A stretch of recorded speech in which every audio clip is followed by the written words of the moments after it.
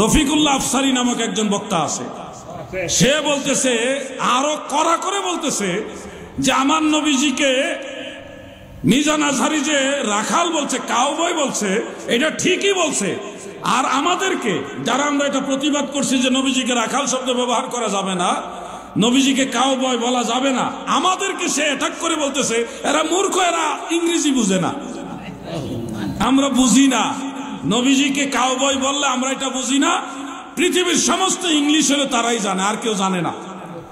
এরপরে সে বলতেছে আমাদের মানে রফিকুল্লাহ আফসারী সাহেবের ভাষায় আমি বলতেছি, আমি নাম নিয়ে সাধারণত কারো কথা বলি না, কিন্তু আজকে এটা বলতে হবে মানুষের ঈমান বাঁচাইবার জন্য।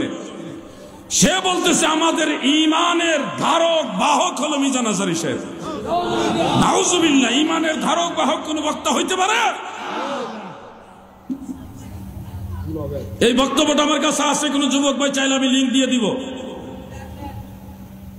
আমার সাথে যোগাযোগ করবেন। আমার কাছে আছে, এবং আমাদের আশিকুজ্জামান কুষ্টিয়া তার কাছে আছে, আমি লিঙ্ক দিয়ে দিব। ঈমানের ধারক বাহক তারা মনে করে একজন বক্তাকে, এগুলি তো সীমা লঙ্ঘন। হে যুবক ভাইরা, আমরা কোন ব্যক্তির বিরুদ্ধে না, আমাদের ঈমানের ধারক বাহক কোন বক্তা না, আমাদের ঈমান হলো মদিনাওয়ালা, ঠিক কিনা বলে? কেন আপনাদেরকে এই কথাগুলি বলি? বলার মূল কারণ হলো ঈমান।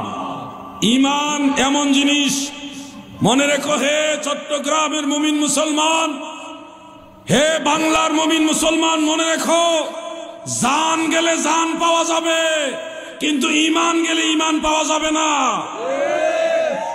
হয়তো ভাবতেছেন জান গেলে জান পাওয়া যায় কিভাবে? তুমি যদি ঈমানের জন্য জান দিয়া দাও, তুমি মরার পরে কবরের মধ্যে জান ফিরে পাইবা।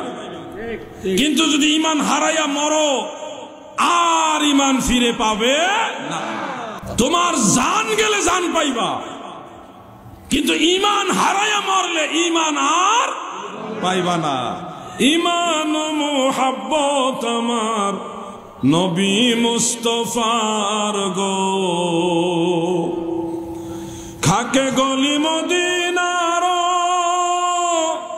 শতত বিছানা মোর, বালাখানা হইল মোর গলি মদিনার গো। ঈমান ও মুহাব্বত আমার নবী মুস্তাফার গো। এই ফিতনার যুগে আপনাদেরকে মন মানসিকতাটা মদিনাওয়ালার দিকে ঘোরাতে হবে, অন্যথায় ঈমান বাঁচাইতে পারবেন না গো। আমাদের ঈমান কোন বক্তা কেন্দ্রিক না, আমাদের ঈমান কোন নির্দিষ্ট দরবার কেন্দ্রিক না, আমাদের ঈমান হলো মদিনাওয়ালা কেন্দ্রিক। সুন্নি জামাতের প্রত্যেকটা আলেমকে জিজ্ঞাসা করবেন, সুন্নি জামাতের সকল পীর মাশায়েখদেরকে জিজ্ঞাসা করবেন, হুজুর আপনাদের ঈমান কোন মুখী, কার মুখী? সুন্নি পীর মাশায়েখ উলামায়ে কেরাম এক বাক্যে নিঃস্বার্থে বলবে আমাদের ঈমান মদিনাওয়ালা মুখী। ঈমান ও মুহাব্বত আমার নবী মুস্তাফার গো। এই জায়গাটা আমরা সুন্নিরা খুব শক্ত। বলবেন সুন্নিরা বেশি আমল করে না। ভাই, আমরা আসলে যদি বলি যে 5 ওয়াক্ত নামাজ পড়া, সুন্নত নফল এগুলি পড়ি, কিন্তু অনেক সময় দেখা যায় চাস্তের নামাজ, আওয়াবিন নামাজ, ইশরাকের নামাজ, আরো অনেক নামাজ আছে, তাহাজ্জুদ নামাজ, সবগুলি সালাতুত তাসবিহের নামাজ, অনেক কিছু আমরা অনেক সময় আমল করতে পারি না। দুর্বলতা স্বীকার করলে দোষ নাই।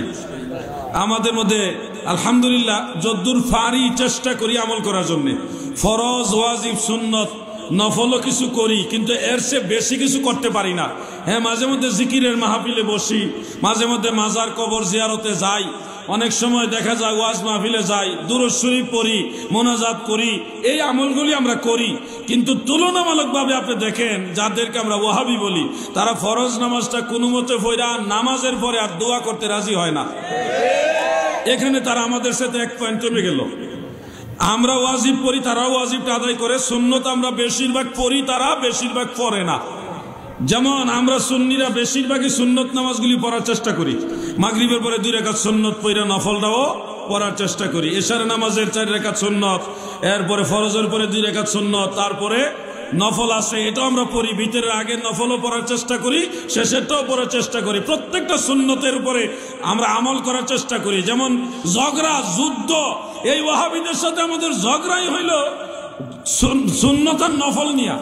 যেমন আমরা কাবলাল জুমা 4 রাকাত সুন্নত জুমার দিন আসে, এইটার পক্ষে দলিল দেই, আর তারা এটা নাজায়েজ বানাইবার চেষ্টা করতেছে। কথা বুঝতেছে না? উল্টা না বিষয়টা। আমরা তো আমল করি, বরং এটাকে এস্টাবলিশ করার জন্য দলিল সাবমিট করি, আর তারা এটা জোর করে নাজায়েজ বানাইতে চায়।